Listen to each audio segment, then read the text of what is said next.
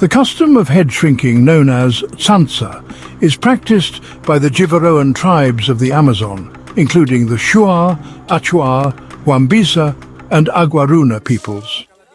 These tribes primarily inhabit regions in Ecuador and Peru. The process and purpose behind shrinking human heads are deeply rooted in their spiritual beliefs and warrior culture.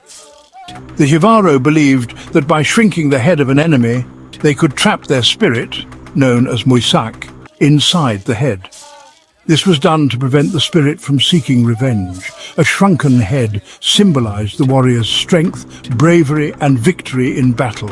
It was also believed to bring protection and prosperity to the tribe. By taking and shrinking the head of an enemy, they ensured that the enemy's spirit would serve the tribe and not harm them. The process of creating a zansa involves both physical and spiritual rituals. After defeating an enemy, the head was severed as quickly as possible.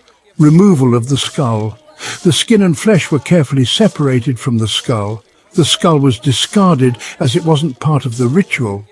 The skin was boiled in a mixture of water and herbs for about an hour or two.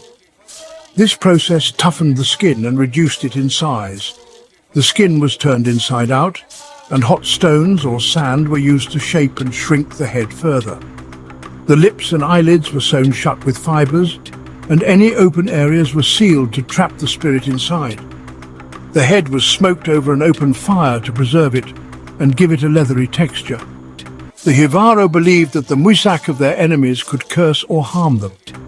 By trapping the spirit, they neutralized this threat. The heads were sometimes used as offerings to appease tribal deities or spirits. Warriors often displayed the shrunken heads as trophies to showcase their dominance and bravery. The practice of shrinking heads has largely declined due to external influences, such as colonization, missionary efforts, and government bans. In the 19th and 20th centuries, demand for shrunken heads from collectors and tourists led to an illegal trade. Some shrunken heads sold today are replicas made from animal skins. While head shrinking is no longer widely practiced, the tribes still retain their rich cultural heritage and spiritual beliefs. The head shrinking custom is a fascinating example of how rituals, however unusual they may seem, serve as profound expressions of a tribe's values, spirituality, and identity.